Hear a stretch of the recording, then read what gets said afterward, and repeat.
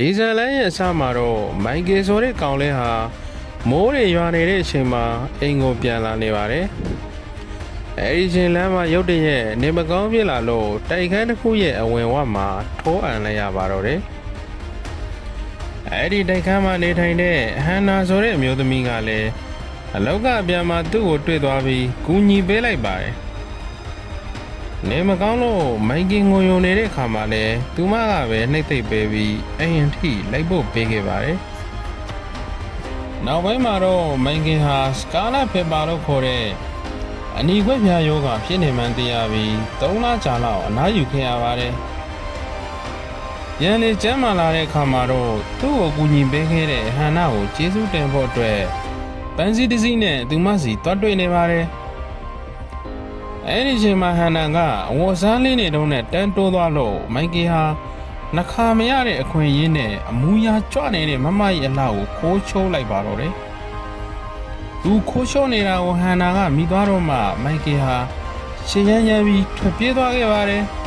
။ဒါပေမဲ့နောက်ရက်မှာတော့ဟန်နာကိုတောင်းပန်ဖို့မိုက်ကီပြန်ရောက်လာပါတယ်။အဲဒီနေ့မှာပဲဟန်နာဟာမောင်လေးမိုက်ကီကိုအထာတွေသွားပေးမိရာကနေစပြီးဗညောင်းတွေထိဖြစ်ကုန်ကြပါတော့တယ်။သူတို့နှုတ်ရဲ့ချစ်ချင်းမြတ်တာဟာလည်းပုံမှန်မမနဲ့မောင်လေးတို့ပြောနေကြစကားလိုပဲအသက်အရွယ်ကွာခြားမှုဆိုတာ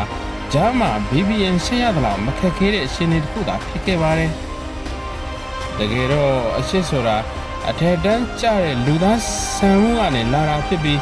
မိုးစကူဒူးတွေဆိုတာကလည်းမလောဆန်နိုင်တဲ့သဘောရဲ့တောင်းဆိုမှုကိုနှစ်ယောက်စလုံးလက်ခံလိုက်ကြတာဖြစ်ပါတယ်။ဟန်နာဟာအဖိုးဆိုလို့ရင်ထီးတောင်မနာဘူးသေးတဲ့မမကြီးဖြစ်ပြီး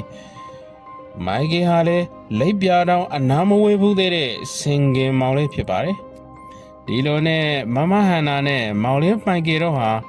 ရှစ်သူဖြစ်တဲ့နေ့ကစပြီးအမြဲတမ်းဒီမှာအတူရှိနေအောင်ကြောစားကြပါတော့တယ်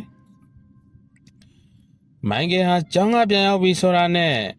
သူမမဟန်နာစီအမြဲတမ်းရအောင်လာပါတယ်မမဟန်နာကလည်းမောင်လေးမိုက်ကယ်ကြိတ်တတ်တဲ့စမူးစားလိုပလတ်တာလိုတွေကျွေးပြီးမောင်လေးအားရပါရစားဆိုတဲ့သချင်းနဲ့အမြဲတမ်းအိတ်ခံပါတယ်ဒါပေမဲ့လည်းဒါဟာရုပ်ရှင်ထဲမှာသာဖြစ်ပြီးအပြင်ကမမတွေကတော့မောင်လေးဆိုရှောင်းပြေးသူအပြေးမြေကျွေးသူကကျွေးဖြစ်ပါတယ်ဒီလိုနဲ့မမဟန်နာနဲ့မောင်လေးမိုက်ကယ်တို့ရဲ့နေ့ရက်တွေဟာ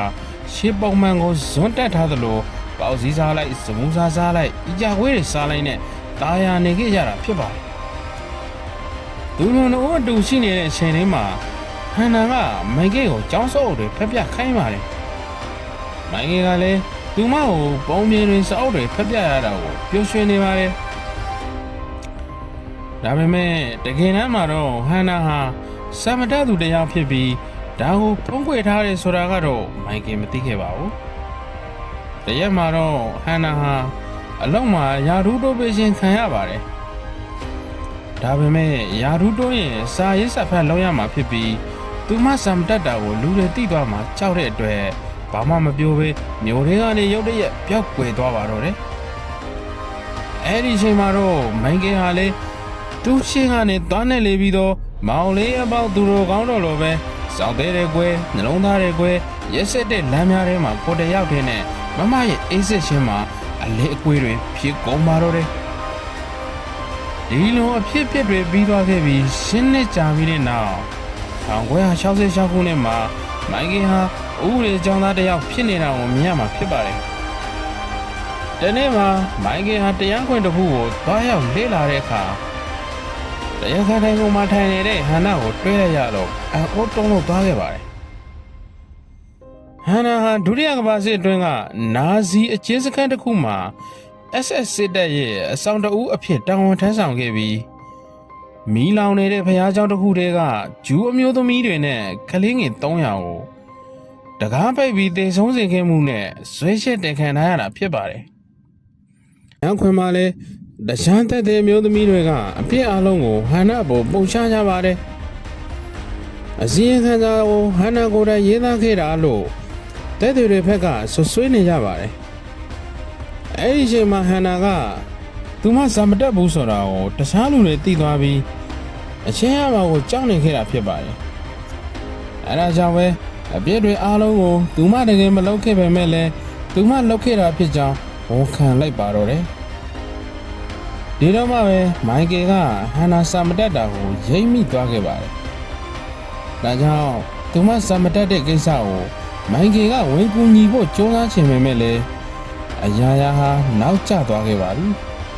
တရားခွင်ရဲ့နောက်ဆုံးရလဒ်အနေနဲ့ဟန်နာဟာတကြုံထောင်နဲ့ရှာမှတ်ခံလိုက်ရပါတော့တယ်နှစ်တွေကြာကြီးကုန်လွန်သွားပြီးချိန်မှာမိုက်ကယ်ဟာအမျိုးသမီးတဦးနဲ့အိမ်ထောင်ချခဲ့ပါတယ်ဒါပေမဲ့လည်းသမီးလေးတစ်ယောက်ထုံးကားခဲ့ပြီးနောက်အဲ့ဒီအိမ်ထောင်နဲ့ပြန်ပြီးလမ်းခွေလိုက်ကြပါတယ်အဲ့ဒါပြီးတဲ့နောက်မှာတော့ထောင်ထဲမှာရှိနေတဲ့ဟန်နာစီကိုသူဖက်ပြခဲ့မှုတဲ့စအုပ်တွေကိုအတန်သွင်းပြီးပို့ပေးခဲ့ပါတယ်ဟန်နာဟာအဲ့ဒီအတန်သွင်းခွေတွေကိုနားထောင်ရင်းစာချိတ်ကစအုပ်တွေနဲ့တိုက်ကြည့်ကစာတွေကိုကိုယ်တိုင်သင်ယူခဲ့ပါတယ်သူမဟာမိုက်ကယ်စီကိုစာတွေမရေးတတ်ရေးပြီးအမြဲတမ်းပို့ခဲ့ပါတယ်ဒါပေမဲ့မိုက်ကယ်ကတော့အတန်သွင်းခွေတွေသာဆက်ပို့ပေးပြီးစာပြန်တာမျိုးလူကိုယ်တိုင်သွားတွေ့တာမျိုးတော့လုံးဝမလုပ်ခဲ့ပါဘူးအနေနဲ့20ကျော်ကြာပြီးတဲ့နောက်ဟန်နာလုံငင်းချက်သာခွင့်နဲ့လောက်ခါနီးချိန်မှာမိုက်ကယ်ကဒီမအတွက်နေစရာနဲ့အလုပ်တစ်ခုစီစဉ်ပေးဖို့ဟန်နာကိုသွားတွေ့ခဲ့ပါတယ်ဒါပေမဲ့မိုက်ကယ်ရဲ့အစ်ဆက်တဲ့ဆက်ဆံမှုနဲ့အတိတ်ကနောင်လာတွေကြောင့်ဟန်နာဟာလုံးရမတိုင်ခင်ညမှာပဲကိုစူဆိုက်လုပ်သွားခဲ့ပါတယ်သူမရဲ့နောက်ဆုံးဆန္ဒအရသူမဆုဆောင်ထားတဲ့ငွေတွေကိုမီးလောင်မှုကနေလွတ်မြောက်လာခဲ့သူအီလာနာဆိုတဲ့အမျိုးသမီးစီပေးအပ်ခဲ့ပြီးအဲ့ဒီငွေတွေကိုဇန်တက်မြောက်ရဲ့ဖွဲ့စည်းတစ်ခုကိုလှူဒန်းခဲ့ပါတယ်နောက်ဆုံးမှာတော့မိုက်ကယ်ဟာသူ့သမီးကိုဟန်နာနဲ့ပတ်သက်တဲ့အမှတ်တရားတွေအားလုံးကိုဖွင့်ပြောရင်းဒီဇယ်လန်ကပြီးဆုံးသွားပါတယ်ဟုတ်ကဲ့ကျေးဇူးတင်ပါတယ်ကျွန်တော်နာမည်ဂျုံဖြစ်ပါတယ်